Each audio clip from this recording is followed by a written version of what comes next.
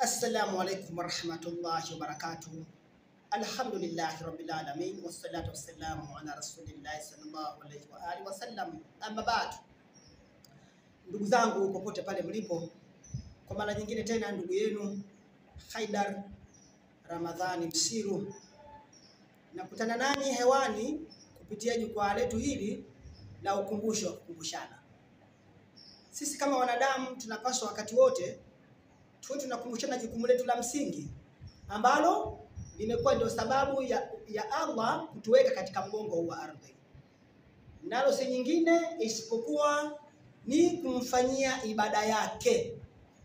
Ndugu zangu, tusijisahau, tukumbuke lengo la msingi ambalo tumeletewa hapa duniani.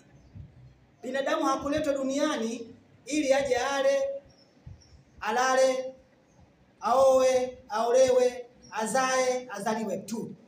Hapana, bali hizo ni nyenzo tu za kujiongeza katika huu ulimwengu, au namna mojawapo ambayo Allah ameteua kama njia ya kufikia katika huu ulimwengu. Sasa basi, leo hii ningependa tukumbushane jambo zima la kuhurumiana. Ndugu zangu, sisi kama wanadamu tuhurumiane. Tunalisema hili kwa sababu huruma imetoweka katika huu ulimwengu. Mdogo hamhurumii mkubwa, wala mkubwa hamhurumii mdogo. Leo mwanadamu kawa ndio mwenye kutia hofu zaidi kwa binadamu wenzake kuliko mnyama.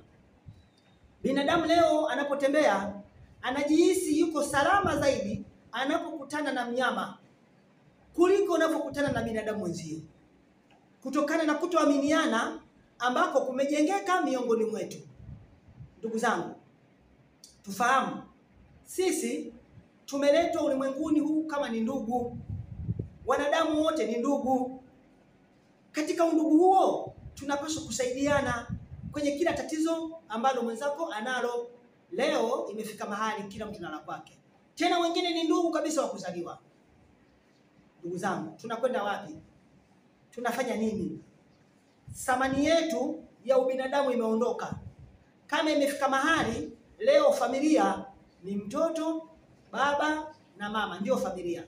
Tofauti na vile tulivyojengeka sisi kama Waafrika, tulivyojengeka kama Watanzania, tulivyojengeka kama binadamu. Ndugu yako ni babu yako, bibi yako, shangazi yako, mjomba wako, watoto wa kaka yako, watoto wa mdogo wako, watoto wa shangazi yako, watoto.